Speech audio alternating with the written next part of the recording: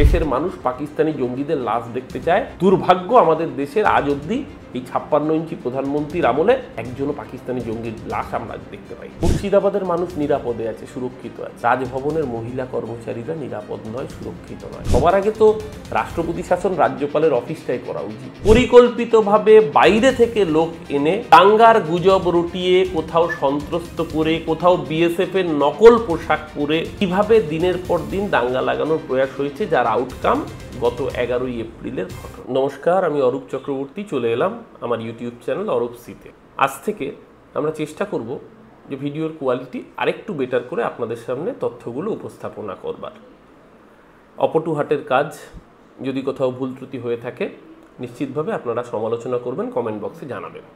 আজকে যে বিষয়টি সবচেয়ে গুরুত্বপূর্ণ, ইতিমধ্যে আপনারা জানেন যে পশ্চিমবঙ্গের মুখ্যমন্ত্রী এই মুহূর্তে মুর্শিদাবাদে, আর মাত্র 48 ঘন্টা অতিবাহিত হয়নি আমাদের রাজ্যের হিজ এক্সেলেন্সি গভর্নর, রাজ্যপাল মহামহিম সিভি আনন্দ বোস, তিনি ফরমান জারি করেছেন, রাষ্ট্রপতির কাছে সুপারিশ করেছেন যে মুর্শিদাবাদে যাতে রাষ্ট্রপতি শাসন জারি হয়।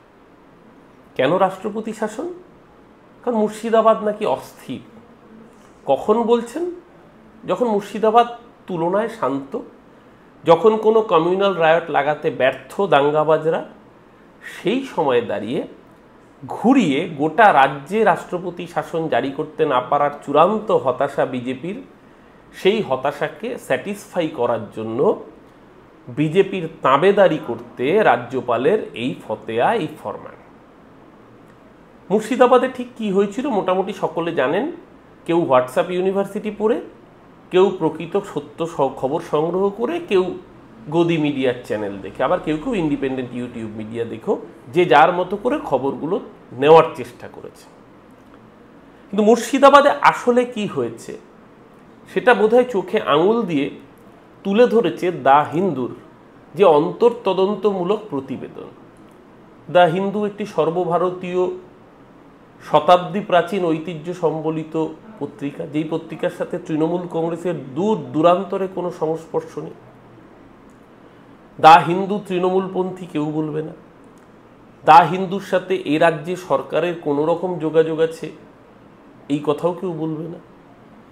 সেই দ্য হিন্দুর অন্তর্তদন্তমূলক প্রতিবেদনে ঠিক কি লেখা রয়েছে ছত্রে ছত্রে, আসুন এক ঝলক সেই প্রতিবেদনটা আমরা দেখে। যে সাংবাদিকরা অন্তর্তদন্তমূলক এই প্রতিবেদন তৈরি করেছেন, সেই অঞ্চলে গিয়ে ঘুরে ফ্যাক্ট ফাইন্ডিং টিমের রিপোর্টের ভিত্তিতে তারা পরিষ্কার জানাচ্ছেন যে কিভাবে পরিকল্পিতভাবে বাইরে থেকে লোক এনে দাঙ্গার গুজব রটিয়ে, কোথাও সন্ত্রস্ত করে, কোথাও বিএসএফ এর নকল পোশাক পরে কিভাবে দিনের পর দিন দাঙ্গা লাগানোর প্রয়াস হয়েছে, যার আউটকাম গত 11 এপ্রিলের ঘটনা। খুব স্বাভাবিকভাবেই প্রশ্নগুলো সেদিনও উঠেছিল যে যদি বাংলাদেশ থেকে জামাত মৌলবাদীরা বর্ডার পেরিয়ে ঢুকে এসে এই ঘটনা ঘটিয়ে থাকে, তাহলে সেই মৌলবাদীরা বর্ডার পেরোলো কী করে? কেন বিএসএফ এর সিকিউরিটি বাহিনী, সুরক্ষা বাহিনী, বিএসএফ এর জওয়ানরা তাদেরকে সেই এন্ট্রি করতে সুযোগ করে দিল? তাহলে কি সর্ষের মধ্যেই ভূত? নাকি আমাদের প্রতিবেশী রাজ্য বিহার থেকে বাছাই করা লুম্পেন বাহিনীকে পরিকল্পনা মাফিক ঢুকিয়ে মুর্শিদাবাদে অশান্তির আগুন লাগানোই উদ্দেশ্য ছিল? কারণ মুর্শিদাবাদ যে আজকে শুধু টার্গেট হয়েছে তা তো নয়, এর আগেই সমসাময়িক সময়ে একাধিকবার মুর্শিদাবাদকে কেন্দ্র করে একাধিক দাঙ্গা লাগানোর প্রয়াস হয়েছে। কারণ মুর্শিদাবাদের ডেমোগ্রাফি অনুযায়ী মুসলিম সংখ্যাগরিষ্ঠ, সেই জেলায় বিজেপি কোনো আসন পাচ্ছে না, লোকসভায় শূন্য, বিধানসভায়ও খাতা খোলার সম্ভাবনা কার্যত নেই বললেই চলে। জেলায় এতগুলো আসন, তার মানে তৃণমূল কংগ্রেস 100% জায়গায় জয়ী হচ্ছে সেখানে। তাই জন্যই কি হিন্দু ভোট ব্যাংককে নিজের দিকে আনার এই মরিয়া প্রয়াস? কারণ গত কার্তিক পুজোর সময় আমরা দেখেছিলাম বেলডাঙ্গায় পলিটেকনিক পড়ুয়া এক যুবক, তার নাম সায়ন হালদার। সেই সায়ন হালদার সে নিজে কার্তিক পুজোর লাইটিং, যেটা একটি চাইনিজ ডিসপ্লে বোর্ডে তার ব্যাকগ্রাউন্ড টেকনোলজি মোবাইল অ্যাপ থেকে কন্ট্রোল করা যায়, সেই লাইটিংয়ে নবীজির উদ্দেশ্যে কুৎসিত অবমাননাকর এমন নোংরা মন্তব্য লিখেছিল যেটা কার্যত দাঙ্গা বেঁধে যাওয়ার উপক্রম হয়েছিল। পরে জানা গিয়েছিল এই সায়ন হালদার মেধাবী একজন ছাত্র, পলিটেকনিক পড়ুয়া। সে প্রযুক্তিতে এতটাই পারদর্শী, নিজের মোবাইলকে ফ্লাইট মোডে রেখে একটি নিকটবর্তী ক্যাফের ওয়াইফাই অ্যাক্সেস করে সেখান থেকে এই কাণ্ডটি ঘটিয়েছিল। এই সায়ন হালদার কার্তিক মহারাজ, কোটানকোট মহারাজ, স্বামী প্রদীপ্তানন্দর অনুগামী, যাকে বিজেপির সরকার পদ্মশ্রী পুরস্কার দিয়েছে কদিন আগে। কাট্টু নওদা, বিজেপির কর্মী রাকেশ ঘোষ দাঙ্গা লাগাতে গিয়ে প্রকাশ্যে ধরা পড়লো, ধরা পড়ে হাত জোর করে ক্ষমা চেয়েছে। কাট 3 মুর্শিদাবাদের নিমতিতা রেল স্টেশন, পুরো সংখ্যালঘু অধ্যুষিত অঞ্চল। রেল লাইনের ট্র্যাকে 2 বিজেপির নেতা কর্মী বোমা রেখে যখন টুক করে কেটে পালিয়ে যাচ্ছিল, কারণ রেল ট্র্যাকে যদি বোমা বিস্ফোরণ হতো, রেলে বিস্ফোরণ হলে শয়ে শয়ে হাজারে হাজারে মানুষ মরতো, দোষটা গিয়ে পড়তো মুসলমানদের ঘাড়ে। হাতে নাতে ধরা পড়ে বোমা রেখে পালানোর সময়, মানুষ তাড়া করে এবং ধরে ফেলে। সেই ভিডিও ভাইরাল, আপনারা অনেকেই দেখেছেন।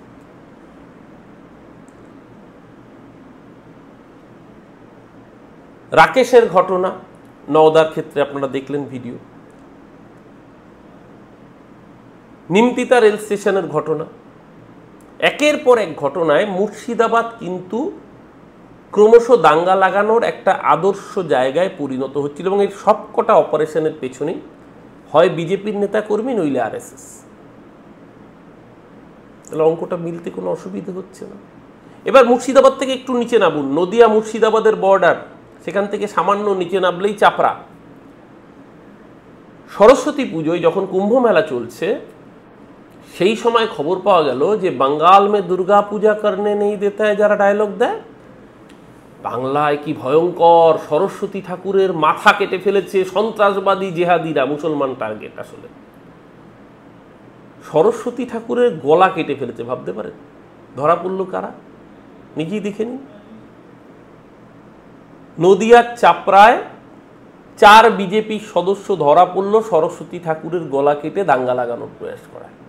তাদের মধ্যে একজনকে ওই চাপড়ার কলিঙ্গ গ্রাম পঞ্চায়েতের বিজেপির টিকিটে নির্বাচিত পঞ্চায়েতের সদস্য প্রসেনজিৎ ঘোষ, বিজেপির টিকিটে নির্বাচিত সদস্য, সে সরস্বতী ঠাকুরের গলা কেটে ফেলছে। এত হিন্দু ধর্মের প্রতি প্রেম, এত দেশপ্রেম বিজেপির। এই গত সপ্তাহে বনগাঁর পুলিশ সুপার তিনি প্রেস কনফারেন্স করে জানালেন যে 2 জন কর্মী, সামনে বিজেপি, পেছনে সনাতনী ঐক্যমঞ্চ,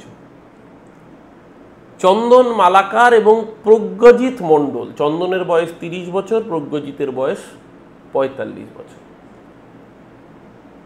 বনগাঁর 2টো স্টেশন আগে একটি তুলনায় কম জনবহুল স্টেশন, সেখানে পাকিস্তানের পতাকা নিয়ে, আচ্ছা বিজেপির হাতে পাকিস্তানের পতাকা কেন থাকবে, বা সনাতনী হিন্দু ঐক্যমঞ্চের হাতে পাকিস্তানের পতাকা কেন থাকবে?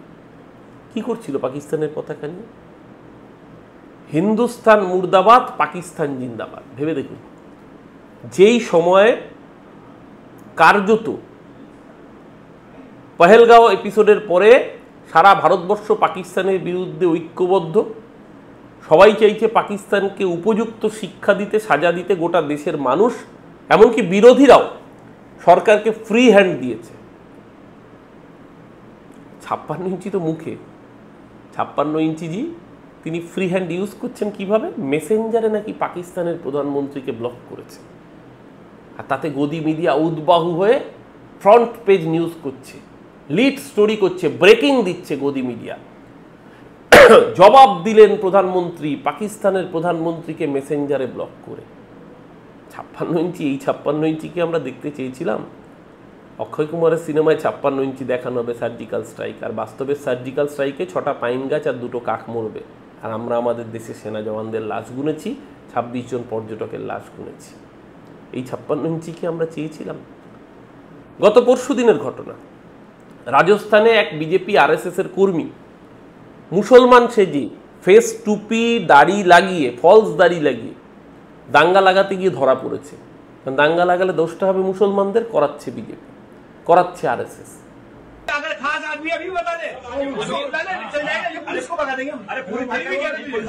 সারা ভারতবর্ষ জুড়ে, সারা পশ্চিমবঙ্গ জুড়েই একই চিত্র।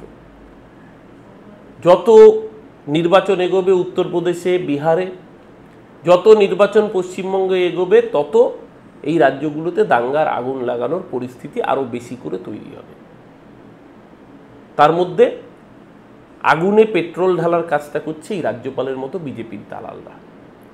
মুর্শিদাবাদের মানুষ নিরাপদে আছে, সুরক্ষিত আছে। রাজভবনের মহিলা কর্মচারীরা নিরাপদ নয়, সুরক্ষিত নয়। কারণ যে রাজ্যপালের বিরুদ্ধে যৌন নির্যাতন এবং ধর্ষণের অভিযোগ ওঠে, সবার আগে তো রাষ্ট্রপতি শাসন রাজ্যপালের অফিসটাই করা উচিত, যে রাজ্যপালের অফিসে কোনো মহিলা যেন প্রপার পুলিশি প্রোটেকশন ছাড়া ঢুকতেও না পারে, বেরোতেও না পারে। কারণ এই রাজ্যপাল একজন মোলেস্টার, এই রাজ্যপাল একজন ধর্ষক। তার বিরুদ্ধে অভিযোগ তুলেছে একাধিক মহিলা। একজন ওড়িশি নর্তকী, তাকে দিল্লির হোটেলে উপর্যুপরি রেপ করার অভিযোগ সেই নর্তকী তুলেছিল। এই রাজভবনের বুকে তার কন্যা সমা একজন মহিলা কর্মী, তার বিরুদ্ধে যে নোংরা অভিযোগ তুলেছে তা ভাষায় প্রকাশের নয়।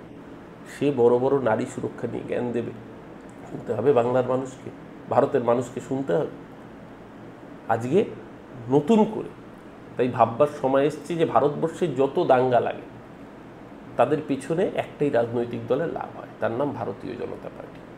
এই যে কদিন আগে এনআইএ চার্জশিট দিয়েছিল না মালেগাঁও বোমা বিস্ফোরণে, সাধ্বী প্রজ্ঞার সর্বোচ্চ ক্যাপিটাল পানিশমেন্ট দাবি করেছে এনআইএ। সেই নিয়ে কোনো দিন কোনো গদি মিডিয়া খবর করেছে? মালেগাঁও বোমা বিস্ফোরণ করে কাদের খুন করেছিল? গ্রাহাম স্টুয়ার্ট স্টাইন উড়িষ্যার কেওনঝড়ে শিশুপুত্র সহ খুন করেছিল বজরং দল, দারা সিং, সাথে মদত ছিল বিজেপি। প্রতাপ ষড়ঙ্গী মন্ত্রী হয়ে গিয়েছে। কদিন আগে তাদেরকে জেল থেকে বের করে মালা পরিয়েছে।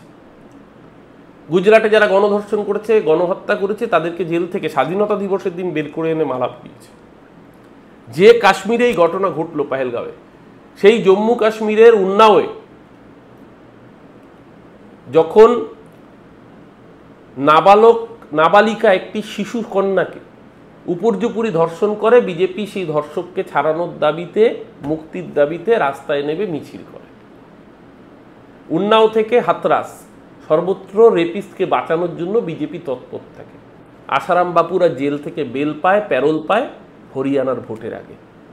ভারতবর্ষের মানুষ এই ইতিহাসগুলো ভোলেনি বলেই গদি মিডিয়া ক্রমাগত প্রচার করবে। ওই যে আজকে মোদিজি মেসেঞ্জারে ব্লক করলেন, আজকে জল ছাড়া বন্ধ করলো সিন্ধুর, কালকে বিয়াসের দ্বিগুণ জল ছাড়লো, মানে একটা নদীতে জল কমাবে, একটা নদীতে জল বাড়াবে।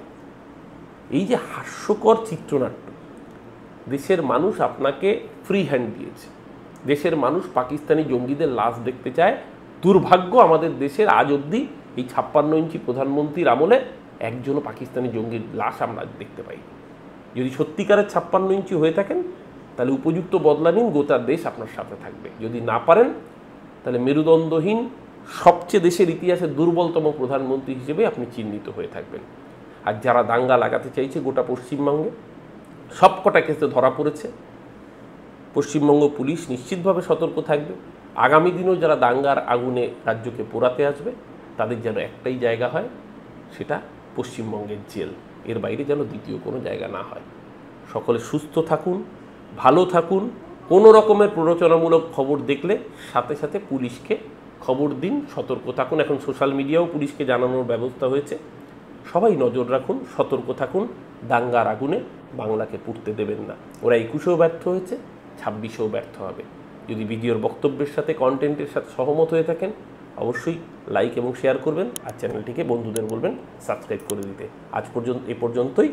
নমস্কার, ভালো থাকবেন সবাই।